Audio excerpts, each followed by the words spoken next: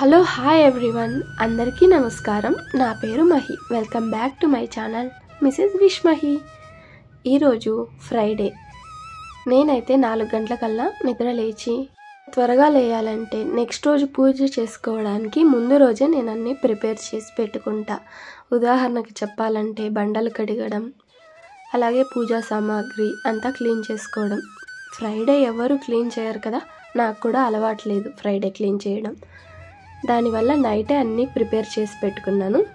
ఉదయాన్నే లేవగానే కసువు చిమ్మి తడబట్ట పెట్టేసిన తర్వాత స్నానానికి వెళ్ళొచ్చిన తర్వాత తల కూడా ఒకేసారి దువ్వేసుకుంటున్నా. పూజ పెట్టే టైంలో ఎంటుకలు అలాగే లూజ్ హెయిర్ వదలకూడదు అంటారు కదా, సో అందుకనేసి నేను తల ఆర్పుకున్న తర్వాత జడ వేసుకొని ఇల్లంతా క్లీన్ చేసేసి ఇంటి ముందు కూడా ముగ్గు వేసుకుంటున్నా.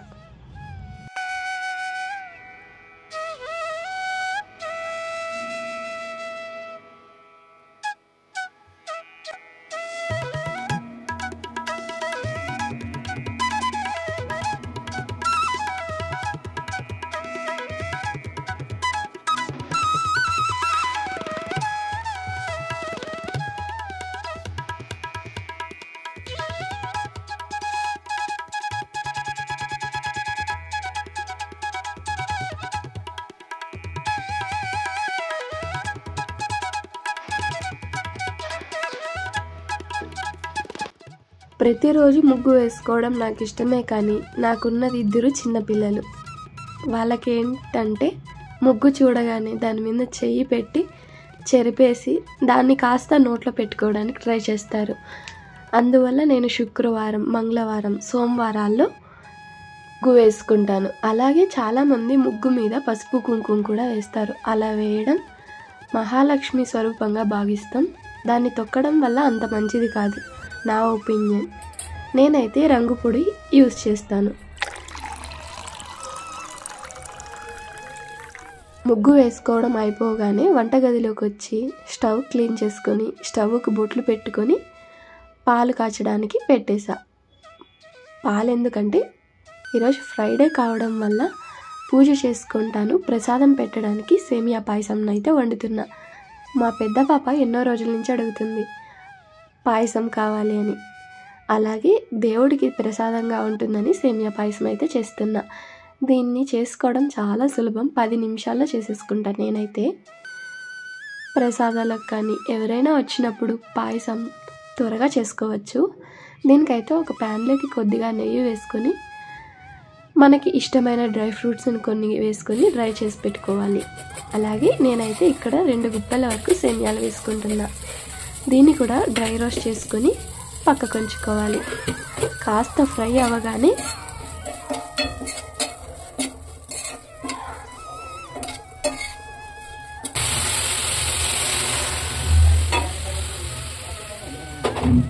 కాచిన పాలని సేమియాలోకి వేసి ఉడకనిస్తున్నా.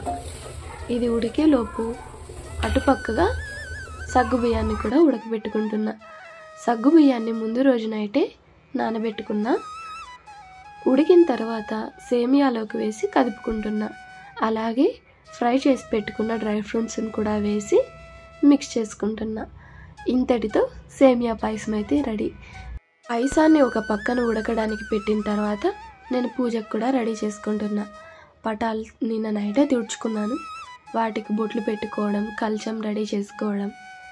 పాయసం రెడీ అవ్వగానే దేవుడికి కూడా ప్రసాదం పక్కకు తీసుకొని దీపారాధన అయితే చేసుకుంటున్నా.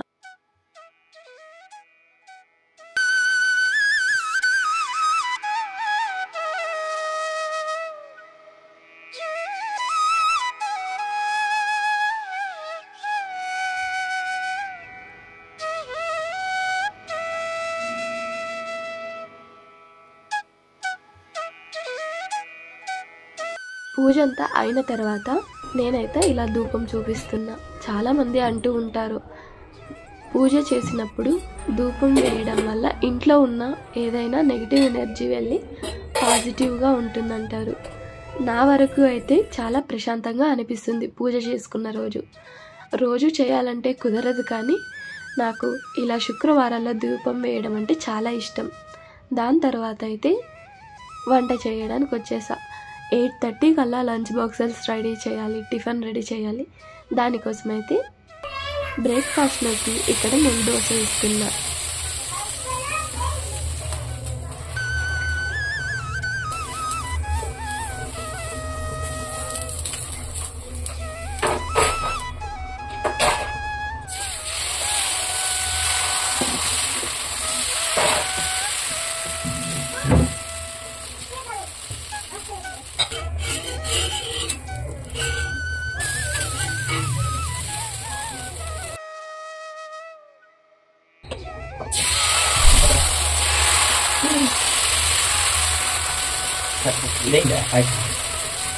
ఒకవైపు దోశలు వేసుకుంటూనే ఇంకొక వైపు అయితే కర్రీ రెడీ చేసా.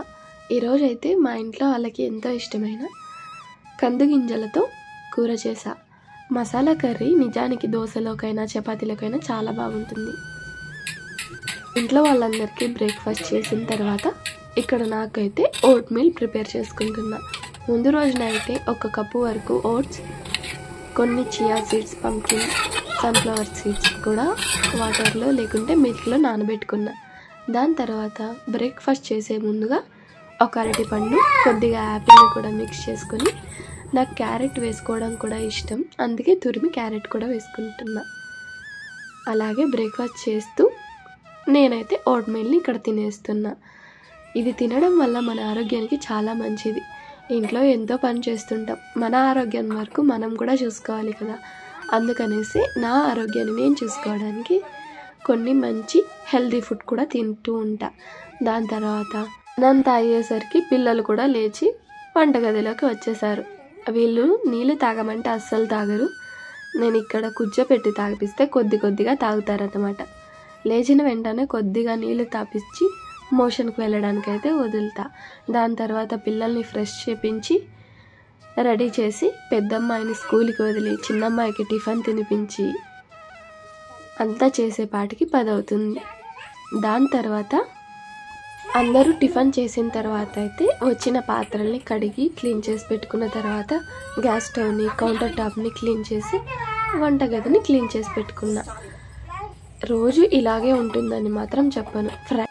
ఈరోజు ఇలా ఉంది, రేపు ఇంకొకలా ఉండబోతుంది.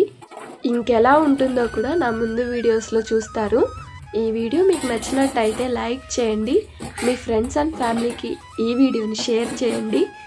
అలాగే ఈ కిచెన్ మేకోవర్ వీడియో కూడా నేను అప్లోడ్ చేశా. మీకు టైం ఉంటే ఆ వీడియోని కూడా చూసి లైక్ చేసి సబ్స్క్రైబ్ చేసుకోండి. Thank you so much for watching this video.